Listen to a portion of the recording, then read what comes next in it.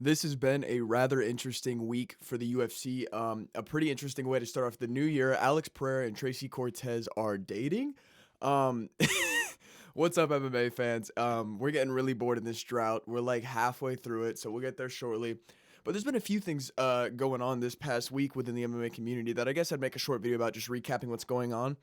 Um, New couple, New Year's Eve. Alex Pereira post this photo specifically. Let me get it to load here.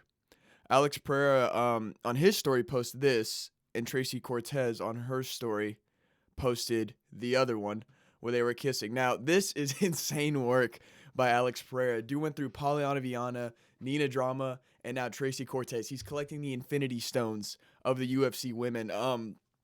And hold on, I'll back out so y'all can see this. The top comment.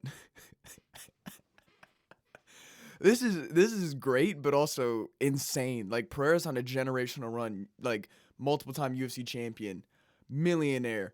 Like just he's winning, bro. Like a way to start off 2026 for sure. And the MMA community has reacted quite wildly to this. I saw Kenny Okoye was saying I give him 5 months. Some people were saying like it's another nepo thing.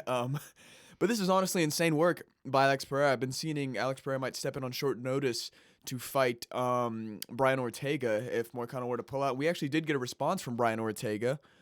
I guess I'll read it out to y'all. Let me get it loaded so I can see the whole thing here. I don't want to miss anything. So Brian Ortega responds to Alex Pereira's story. I see you guys hitting me up trying to get a rise out of me. Y'all creative. I give you that. Listen up, I'm beyond happy and been happy. It ain't my style to talk about others' personal life and choices, nor is it my business. My business is my family and my career 2026, and every year after will always be about them. So, a super classy response by Brian Ortega. I really don't think they weren't even married; they were dating. And it was years ago since Brian's been with a new woman for quite some time. So I think they're just dragging it. But Ortega and Tracy have been done for quite a minute now. And Cortez was other guys too. There was the whole Paulo Costa thing going on, even though Paulo's got a woman.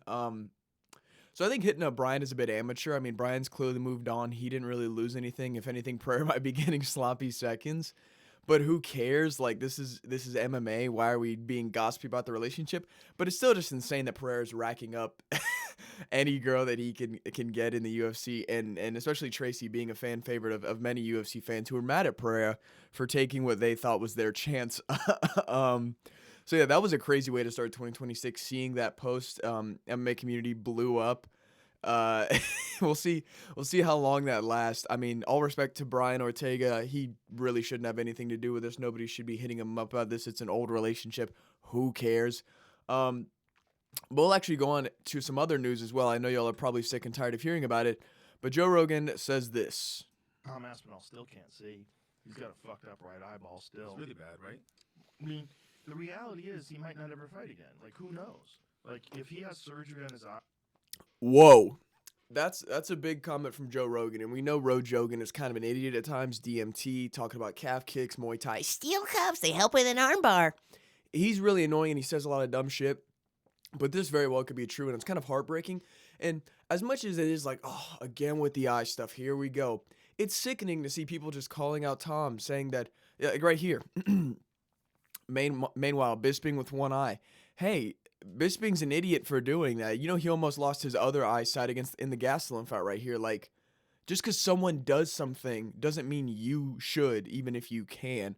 Why would you risk going blind for the rest of your life when MMA is probably only a 20, 30-year gap of your entire life? You have family, you have things to see in life outside of fighting, and I don't think that you should just do it because you want to become a champion. Tom is a champion. Now, I don't want to see him step away, and I really hope for the best here. But just the lack of empathy for Tom Aspinall in his situation is absolutely revolting and disgusting. Cyril Gahn has not gotten the hate or the critique that he deserves from the fans. Fans should be. I mean, we are booing him, but there's not even a niche. There's a large community of fans out there that are riding Gahn. You know, some of them are Jones fans, some of them are French fans, some of them are just Aspinall haters. Like it's really pathetic to see these worms kind of crawl out and just be like, oh, what a bitch. And it's like, hey, double eye poke. Both eyes, I think, need surgery, and you're not going to call out Gon for doing that damage illegally. It's just disgusting. As a fan base, we need to do better. We need to hold fighters accountable. Tom didn't act, you know what I mean? This wasn't the Aljo thing where he was very much there just concussing you. He could have came back given 5 minutes. This was swelling eyes shut. Like, even if your eye is still open, there can be damage that you can't see. Your eye, it fires like with electrical signals, and if those signals are damaged or just you can't do it. Like, it's your eyes. You only got two of them. Just because Bisping did it with one doesn't mean Tom should do it. Like, what? The game has changed. Bisping fought in kind of a lower ranked era. Tom's fighting the best of the best of the modern era. Like, there's a lot more on the line here. There's money on the line. There's a lot more money on the line. And he just got going as a champion. He doesn't have the entire history that Bisping had. And Bisping got it knocked out as a contender against a juiced up Vitor Belfort. So he was a contender. He had different plans going on. Tom is a current standing champion. There's just so much more weight behind it. And it is really pathetic to see MMA fans as a whole, not as a whole, a good chunk of them, have a lack of empathy for Tom and then not hold Cyril accountable. It's just really disgusting. And it is scary to hear Joe Rogan say this, but it's also Joe Rogan, so I'm going to take it with more than a grain of salt, perhaps like a healthy handful of salt. But yeah, crazy stuff going on with the Tom Aspinall situation, and I don't care if you're tired of hearing about it.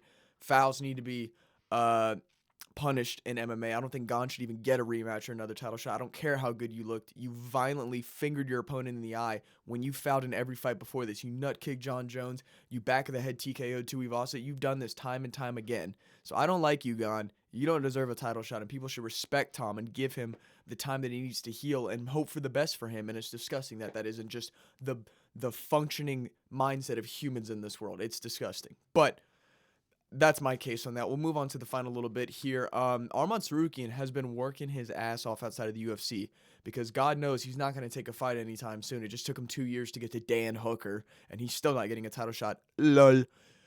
But his grappling is insane. Like the consistency he does it with. I'm waiting for this page to load. Let me close out my other tabs because we're done talking about those points. Yeah. So Arman Tsarukyan, I mean, over the past year has been grappling quite a few people. Hold on.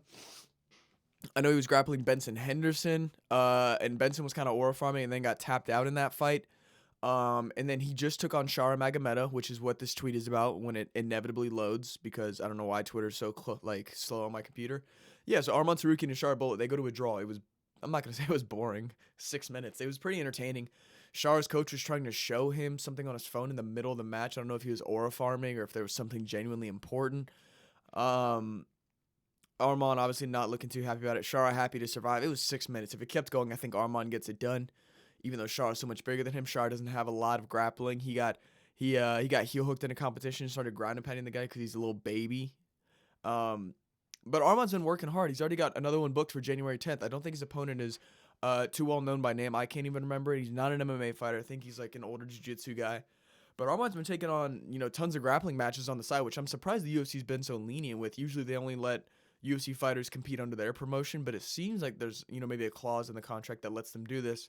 But I'm glad to see Arman staying in shape, improving his grappling, especially if he's going to have a Makhachev fight down the road.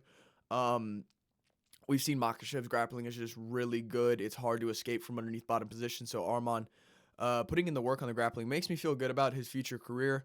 I do want to see him get back in there, though. I'm not really going to... He'll probably fight for the interim title when Gaethje and Patty do. He'll fight the winner of that if Ilya's still taking time off. If Ilya comes back and unites the belts, he'll just fight Ilya, I think. I think he'll sit out another year and do nothing until another opportunity arises. I understand Dana said that they're not going to give him a shot, but I'm sure once the lightweight championship picture has kind of been painted and set in, Tsarukyan's going to have a spot in that picture fighting for the next thing. I think Dana's just on this hate train for a little bit. But yeah, not an insane amount of news for this week, but still some pretty crazy things. We got Pereira and Tracy Cortez, Brian Ortega addressing it, kind of getting harassed low-key. We have Tom Aspinall, still in dire situation with his eye injury, fans having a lack of empathy towards it, and Arman Tsarukyan staying active in the grappling. This was kind of a weird matchup to see because, they're divisions apart and they're both MMA fighters, so to see them grapple was kind of cool. It sucks that it was only 6 minutes, and Arman got 2 takedowns, but I think it was like a submission or nothing. So it is what it is. I mean, still a good week of news. We're going insane over these next 3 weeks of just no more UFC. But we'll be back. So hopefully some bigger news comes out. We can make a big video on that. Maybe some hypothetical videos I can make. Some matchmaking, some UFC 2026 predictions. I do hope y'all enjoyed my UFC 2025 best of video. And the one before as well. The most overrated fighters got a lot of views too. So I appreciate y'all for that. If you like my content, like this video, like, comment, share, subscribe. I understand it's not groundbreaking news this week, but it's really all we got, and I'm just trying to keep y'all as fans entertained. But yeah.